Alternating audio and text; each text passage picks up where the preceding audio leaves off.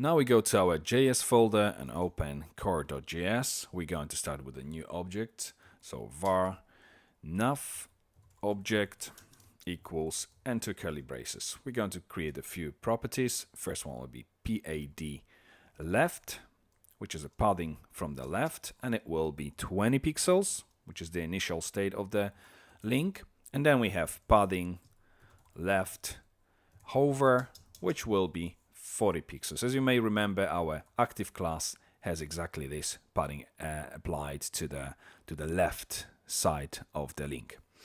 Now we're going to create a method go right function. We pass the object instance, and we start with if exclamation mark object parent li has class active.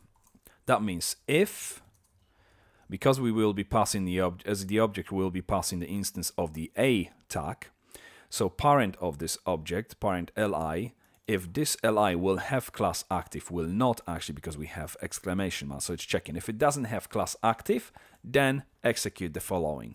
Object stop, we're going to use true for the first parameter and true for the next one. Animate, and now I'm going to close this browser on the left. Animate, and we're gonna go to curly braces, and inside we'll type padding left, and we're going to use this pad left hover, and then the speed, the duration of the animation, we want it to be fast, and semicolon right at the end. Okay, so this is our go right method. Now we go for another method called go left. So function, again we pass in the object as parameter, and we copy the entire thing from the first statement. Again, if it hasn't got active status, we're going to go to 20 pixels, so we copy the name of the first property of this object.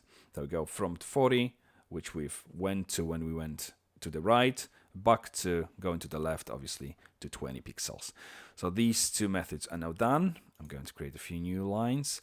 Now, after go left, we're going to create another one, which will be called make active function object.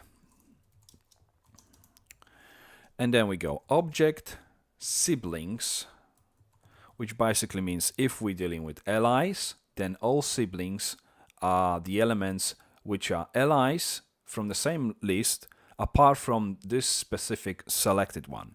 So obviously it's selecting all of the other LI tags, but not the one which has been event has been triggered on. So for all of these, we're going to loop through all of them using each method, then function inside of each, semicolon right at the end, and now we check if this has class, because we will be passing the object passed here will be the instance of the li tag.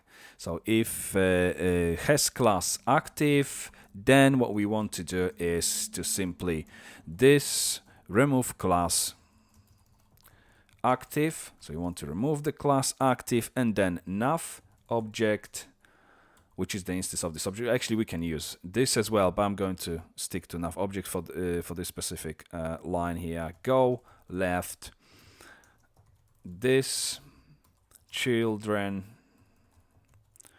A. So obviously we're looping through all li tags inside of our navigation. So through all of them, apart from obviously the one which has been triggered, we check first if they have active class. If they have, we remove this class, and then we call the go left method of the specific object, literal. So if it hasn't got active class because we've just removed it, then go to the left and simply go to the normal status.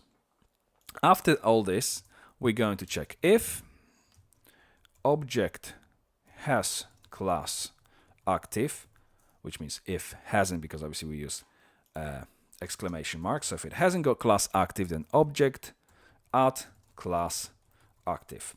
There's no point in adding another class active if there's already one assigned to this specific link.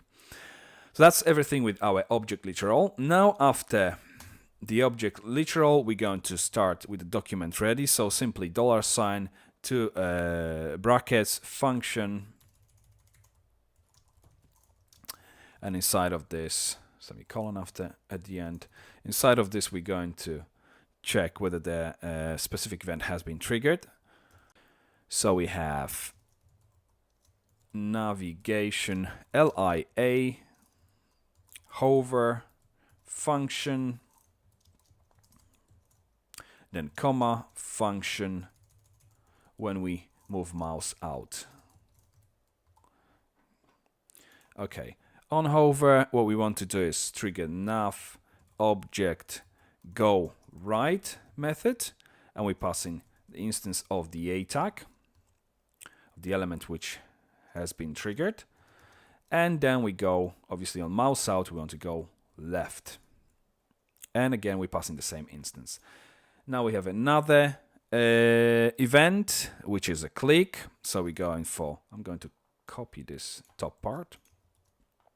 So when we click on A, rather than hover, we're going to use click event, function, then we close curly, close normal bracket.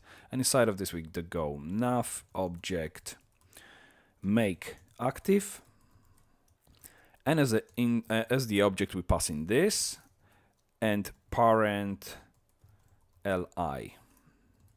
So we're making the link active and return false to make sure the page doesn't reload or we don't see any hash in the URL. That's everything in this file. Let's go and test it. So refresh the page, mouse over. As you can see, our animation is now being executed. If we click on a link, it stays active. We go over, nothing's happening. Now, then we click on another one. The previous one goes back to the normal status, and the new one remains active. So that's everything in this video.